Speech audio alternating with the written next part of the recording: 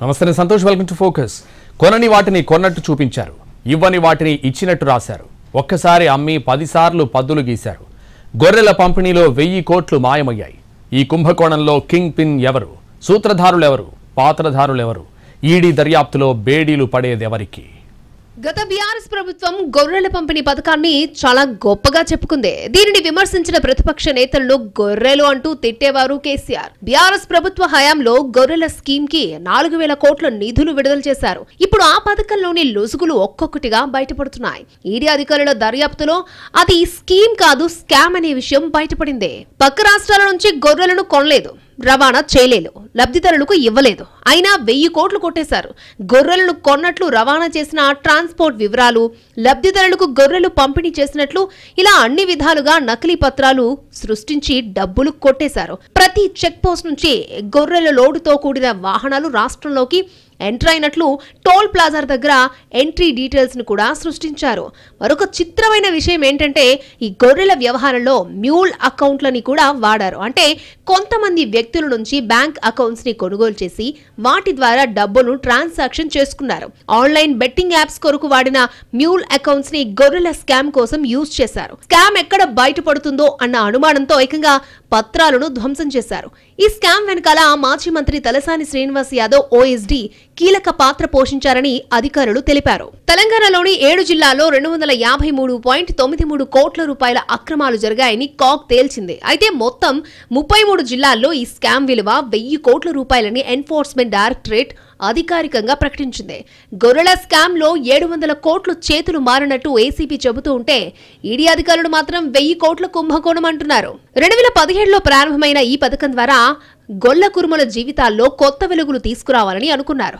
గ్రామాల్లో సంప్రదాయంగా గొర్రెలను పెంచుకుంటూ జీవనం సాగించే కుటుంబాలకు స్థిరమైన జీవనాధారం కల్పించడం కోసం గత ప్రభుత్వం గొర్రెల పెంపకం అభివృద్ధి పథకాన్ని ప్రారంభించింది. గ్రామీణ ఆర్థికాన్ని బలోపేతం చేయడం, రాష్ట్రంలో మాంసం ఉత్పత్తిని పెంచడం, గొర్రెల పెంపకందారుల జీవన ప్రమాణాలు పెంచాలనేది లక్ష్యం. 2017 ఏప్రిల్లో ప్రారంభమైన ఈ పథకం కింద ఒక్కో లబ్ధిదారునికి 20 గొర్రెలను, ఒక పొట్టేలను కలిపి ఒక యూనిట్ గా అందజేయాలని లక్ష్యంగా పెట్టుకున్నారు. ఒక యూనిట్ విలువ 1,25,000 రూపాయలు. ఇందులో ఒక్కో గొర్రె విలువ 5,200 రూపాయలు, ఒక్కో పొట్టేలు విలువ 7,000 రూపాయలు, రవాణా కోసం 6,300 రూపాయలు, ఇన్సూరెన్స్ కోసం 3,830 రూపాయలు, దానా 3,445 రూపాయలు, నీళ్ల తొట్టుకు 425 రూపాయలు చొప్పున ధరలు నిర్ణయించారు. అందులో 75% అంటే 93,750 రూపాయలు రాయితీ ఇస్తారు. 25% అంటే 31,250 రూపాయలు లబ్ధిదారుని వాటాగా ఉంటుంది. ఈ పథకం కింద 2017-18, 2018-19 సంవత్సరాల్లో 2 ఏళ్ల వ్యవధిలో 5,000 కోట్ల వ్యయంతో 4 లక్షల యూనిట్లు ఇవ్వాలని ప్రభుత్వం లక్ష్యంగా పెట్టుకుంది.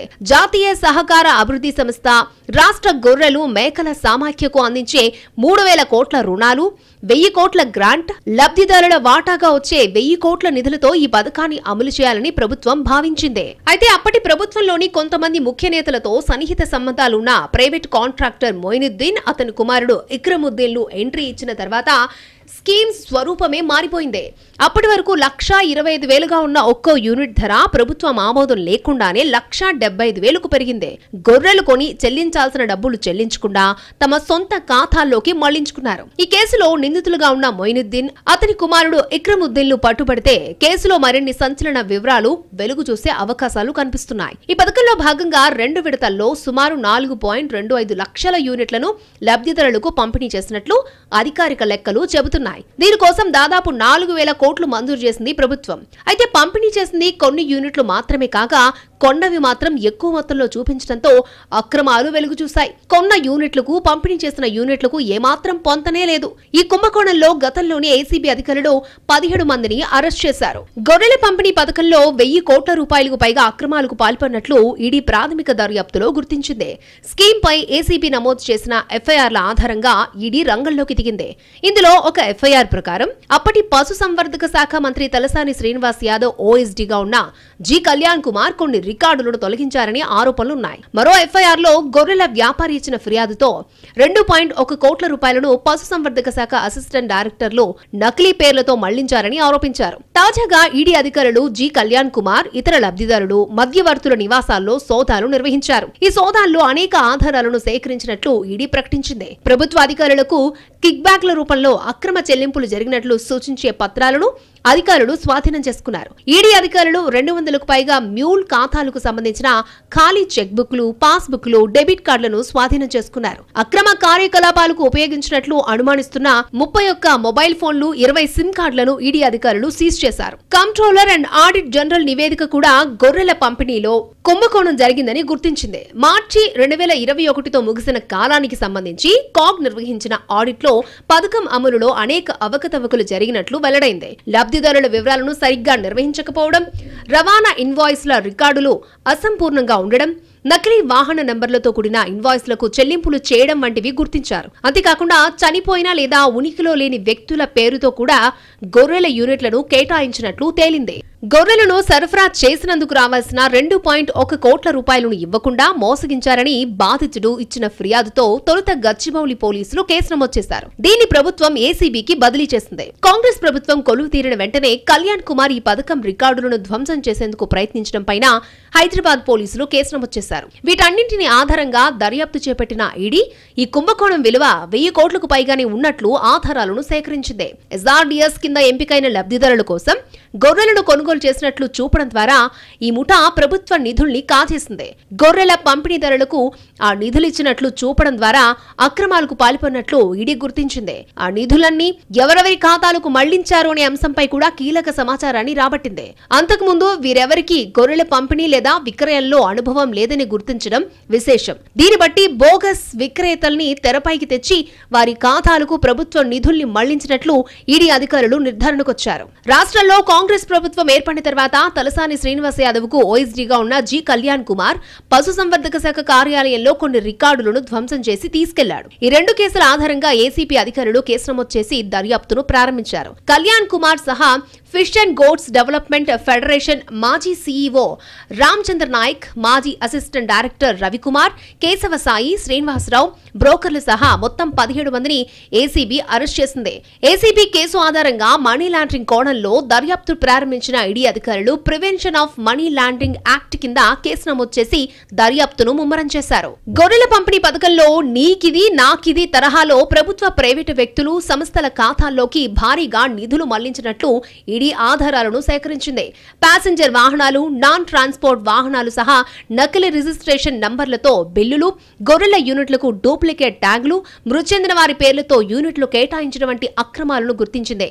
గొర్రెల స్కీమ్ నిధులు డిపాజిట్ అయిన లబ్ధిదారుల్లో చాలా మంది పథకం ప్రారంభానికి ముందు గొర్రెల వ్యాపారంలో లేరని ఈడీ అధికారులు నిర్ధారించారు. ఎటువంటి కొనుగోలు, అమ్మకాలు జరగలేదని గుర్తించారు. కేవలం కాగితాలపైనే గొర్రెల కొనుగోలు, నకిలీ వాహనాలు, లబ్ధిదారుల పేర్లతో ప్రభుత్వ నిధులను నకిలీ సరఫరాదారుల ఖాతాల్లోకి మళ్లించారని తేల్చారు. నకిలీ సరఫరాదారులకు చెల్లింపులు, గొర్రెలను మళ్లీ చూపించి ప్రభుత్వ నిధులను కొల్లగొట్టి భారీ అక్రమాలకు తెరతీశారు. లబ్ధిదారుల వివరాలు సరిగ్గా నిర్వహించకపోవడం, రవాణా వాహనాల బిల్లు, చెల్లింపుల రికార్డులు, ఇన్వాయిస్లు సరిగ్గా లేని రికార్డులను ఈడీ స్వాధీనం చేసుకుంది. గొర్రెల కుంభకోణంలో ఈడీ తాజా తనిఖీలతో బెట్టింగ్ యాప్ల లింకు బయటపడింది. గొర్రెల కొనుగోలు కుంభకోణం నిధుల మళ్లింపునకు వాడిన డమ్మీ మ్యూల్ అకౌంట్స్ కి చెందిన బ్యాంక్ డాక్యుమెంట్లు, చెక్ పాస్బుక్, డెబిట్ కార్డులు ఓ ఆన్లైన్ బెట్టింగ్ యాప్ తో లింక్ అయినట్టు అధికారులు గుర్తించారు. గొర్రెల కొనుగోలు డబ్బును విదేశాలకు చేర్చేందుకు లేదంటే దారి మళ్లించేందుకు ఈ బెట్టింగ్ యాప్స్ ను వాడుకున్నారా అన్న కోణంలో ఈడీ అధికారులు దర్యాప్తును ముమ్మరం చేశారు. అసలు ఈ గొర్రెల స్కామ్ ఎలా బయటపడింది? ఎట్నుంచి ఎటు టర్న్ తీసుకుని చివరికి ఈడీ చేతుల్లోకి వెళ్ళింది? ఈ కుంభకోణంలో తెర వెనుక సూత్రధారులెవరు? తెర ముందు పాత్రధారులెవరు? గత ప్రభుత్వం గొప్ప కార్యక్రమంగా చెప్పుకున్న గొర్రెల పంపిణీ పథకం మొదటి నుంచి పక్కదారి పట్టిందని చెబుతున్నారు. అందులో లెక్కలేనన్ని అక్రమాలు జరిగాయని కాగ్ సంచలన నివేదిక బయటపెట్టింది. కేవలం 7 జిల్లాల్లోనే గొర్రెల పంపిణీ పథకంలో దాదాపుగా 254 కోట్ల మేర నిధులు దుర్వినియోగమైనట్లు కాగ్ రిపోర్టులో స్పష్టంగా పేర్కొంది. గొర్రెల రవాణాకు ఉపయోగించిన వాహనాల రికార్డులను కాగ్ పరిశీలించగా అందులో అనేక అవకతవకలు బయటపడ్డాయి. ఉదాహరణకు ఒకే 2 వీలర్పై 126 గొర్రెలను, ఇండికా కారులో 68 గొర్రెలను, అంబులెన్స్లో 84 గొర్రెలను, ఆటోలో 126 గొర్రెలను తరలించినట్లుగా రవాణా బిల్లులు సృష్టించారు. అయితే ఆ బిల్లులన్నీ నకిలీవే. అసలు గొర్రెలనే రవాణా చేయలేదని తేలింది. కొంతమంది చనిపోయిన లబ్ధిదారుల పేర్లతో, అసలు ఉనికిలో లేని వారి పేర్లతో గొర్రెల యూనిట్లను కేటాయించినట్లు కాగ్ నివేదికలో తేలింది. లబ్ధిదారుల వివరాలను సరిగ్గా రాయకపోవడం, నకిలీ ఇన్వాయిస్లు సృష్టించడం, రవాణా బిల్లుల చెల్లింపునకు సంబంధించిన సరైన రికార్డులు లేకపోవడం వంటి అనేక లోపాలను కాగ్ నివేదికలో పొందుపరిచింది. ఈ కుంభకోణంలో లబ్ధిదారులకు అందాల్సిన నిధులను అక్రమంగా ప్రైవేటు వ్యక్తుల బ్యాంకు ఖాతాలకు మళ్లించినట్లు కంట్రోలర్ అండ్ ఆడిట్ జనరల్ గుర్తించింది. కొన్న గొర్రెలని మళ్లీ కొనడం, అవే గొర్రెలకు నకిలీ ట్యాగులివ్వడం, క్షేత్రస్థాయిలో అసలు గొర్రెలే కనిపించకపోవడంతో పాటు రవాణాకు ఉపయోగించిన వాహనాలన్నీ నకిలీవేనని కాగ్ నివేదిక తేల్చింది. నకిలీ ట్యాగ్లతో 92 కోట్లు స్వాహా చేసినట్లు కాగ్ పరిశీలనలో తేలింది.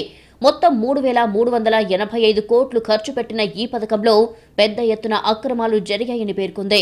7 జిల్లాల్లో సుమారు 860 మంది చనిపోయిన రైతుల పేర్లతోనూ గొర్రెలను పంపిణీ చేశామని చెప్పి డబ్బులు దండుకోవడంతో అంతా ఆశ్చర్యపోయారు.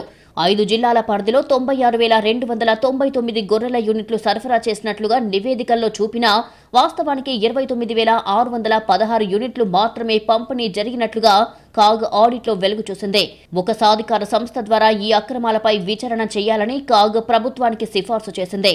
తీవ్రమైన అవకతవకలకు పాల్పడిన అధికారులను బాధ్యులను చేసి వారిపై క్రిమినల్ కేసులను పెట్టాలని, దుర్వినియోగమైన నిధులను రికవరీ చేయాలని సూచించింది. కాగ్ నివేదికలోని అంశాల ఆధారంగా అవినీతి నిరోధక శాఖ రంగంలోకి దిగింది. ఇందులో ఏసీబీ దర్యాప్తు కీలక పాత్ర పోషించింది. కాగ్ నివేదిక ఆధారంగా కేసు నమోదు చేసి విచారణ చేపట్టింది.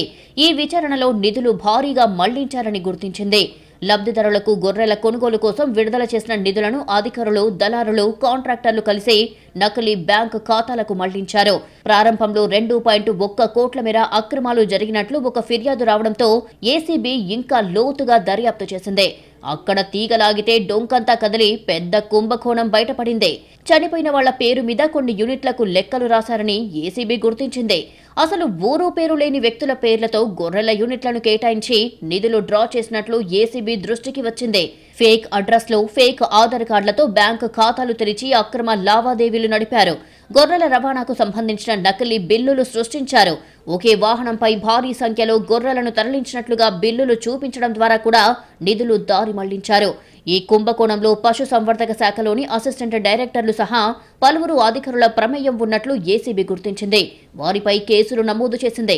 లంచాలు తీసుకుని ఈ అక్రమాలకు సహకరించారని నిర్ధారించింది. ఏసీబీ విచారణలో భాగంగా పలువురిని అరెస్టు చేసింది.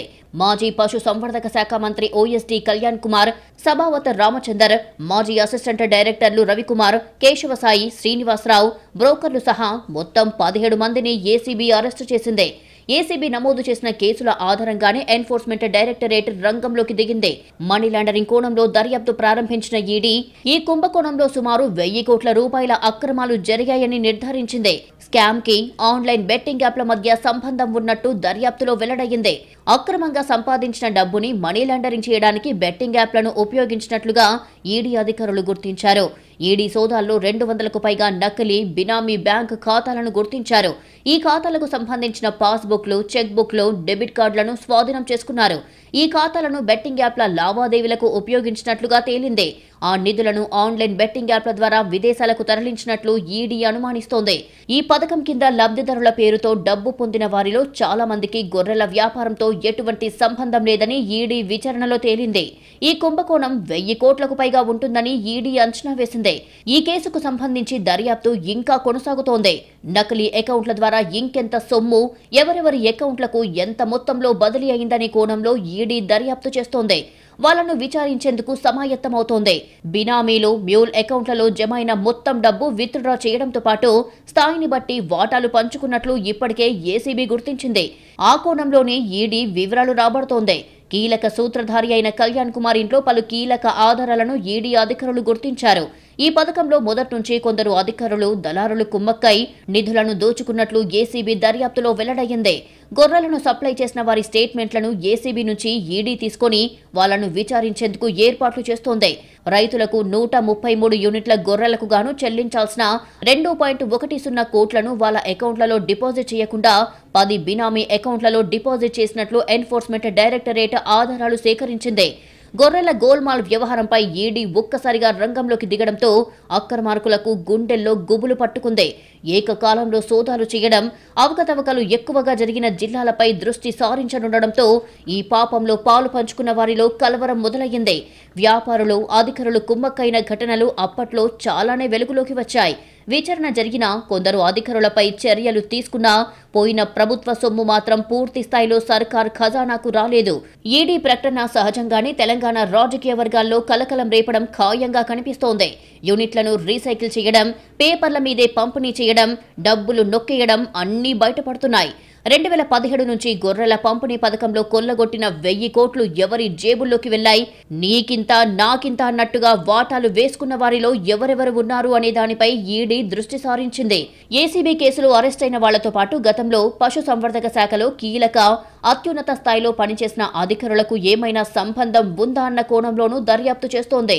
నాటి మంత్రి పేషీలు, అధికారులతో పాటు కీలక వ్యక్తుల పూర్తి సహకారంతోనే ఇంత భారీ స్థాయిలో అవినీతి జరిగి ఉండవచ్చని మొదటి నుంచి అనుమానిస్తున్న ఈడీ ఆ దిశగా ఆధారాలు సేకరిస్తోంది. అయితే ఇంత పెద్ద స్కామ్ సదరు మంత్రికి తెలియకుండా ఉంటుందా అని సర్వత్రా సందేహం వ్యక్తమవుతోంది. అది కూడా రాజకీయంగా లాభం కలిగించే పెద్ద ఎత్తున గొర్రెల పంపిణీకి చెందిన స్కీమ్ వ్యవహారంలో ఇంత పెద్ద ఎత్తున అక్రమాలు జరుగుతుంటే సంబంధిత మంత్రికి తెలియకుండా ఉంటుందా అన్నది అందరికీ వచ్చే అనుమానం. అందుకే ఈడీ ఈ ప్రకటనతో సరిపెట్టదని, మున్ముందు కొన్ని కీలక చర్యలు తీసుకునే అవకాశం ఉందని తెలుస్తోంది. ఈడీ దర్యాప్తులో మనీ లాండరింగ్, డొల్ల కంపెనీల ద్వారా జరిగిన అక్రమ లావాదేవీలకు సంబంధించి మరిన్ని ఆధారాలు బయటపడితే కొత్త అరెస్టులు జరిగే అవకాశం ఉందని అంటున్నారు.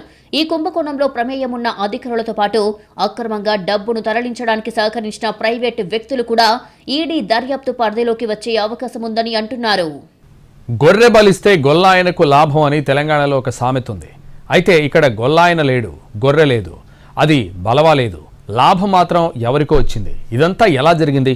ఇంత జరుగుతున్నా అప్పటి మంత్రికి తెలియదా, లేక తెలిసే జరిగిందా? ఈడీ ఏం చేయబోతోంది? ఇప్పుడు ఇదే ఆసక్తికరంగా మారింది. ఈ ఎఫెక్ట్ గులాబీ పార్టీలో ఇంటర్నల్గా కలవరం రేపుతోంది. తెలంగాణలో గొర్రెల స్కామ్ రాజకీయంగా సంచలనం రేపుతోంది.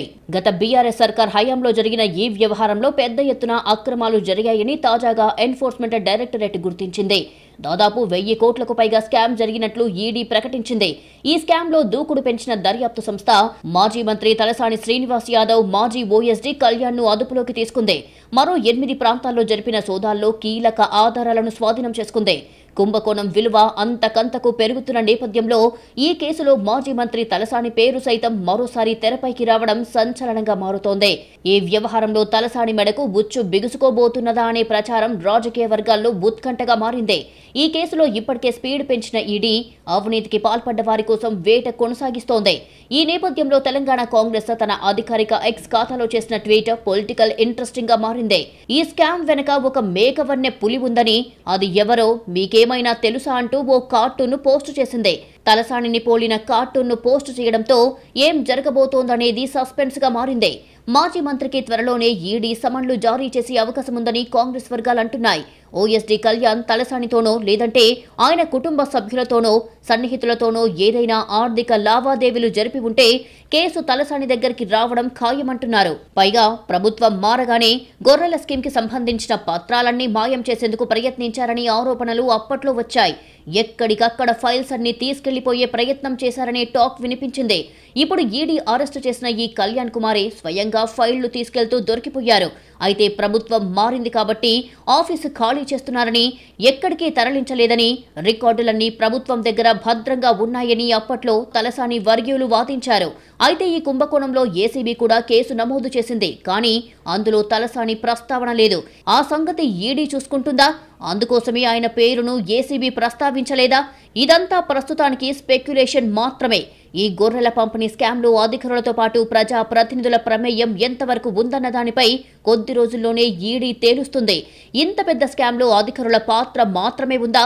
రాజకీయ నేతల ఇన్వాల్వ్మెంట్ కూడా ఉందా? లేదంటే వాళ్లకు తెలియకుండానే ఇదంతా జరిగిందా అనే దానిపై అనుమానాలు వ్యక్తమవుతున్నాయి. మంత్రి స్థాయిలో ఆదేశాలు లేకుండానే ఇంత పెద్ద మొత్తంలో గొర్రెలు పంపిణీ చేయకుండానే బిల్లుల చెల్లింపులు ఎలా జరిగాయన్న కోణంలో ఈడీ దర్యాప్తు చేస్తోందని సమాచారం. ఈ కుంభకోణంలో తలసాని శ్రీనివాస్ యాదవ్ను ప్రశ్నించే అవకాశం ఉంది. తన పర్యవేక్షణలో ఇంత పెద్ద ఎత్తున అవకతవకలు జరుగుతున్నా ఎందుకు మౌనంగా ఉన్నారని, ఎందుకు చర్యలు తీసుకోలేదని ఈడీ ప్రశ్నించే అవకాశం ఉంది. ఇది ఉద్దేశపూర్వకంగా నిర్లక్ష్యం చేశారా లేక సహకరించారా అనే కోణంలో దర్యాప్తు చేసే ఛాన్స్ ఉంది. కళ్యాణ్ కుమార్ లాంటి ప్రైవేటు వ్యక్తికి ఒక కీలక ప్రభుత్వ పథకం అమలులో కార్యనిర్వాహక బాధ్యతలు ఎలా అప్పగించారని ఈడీ క్వశ్చన్ చేసే అవకాశం ఉంది.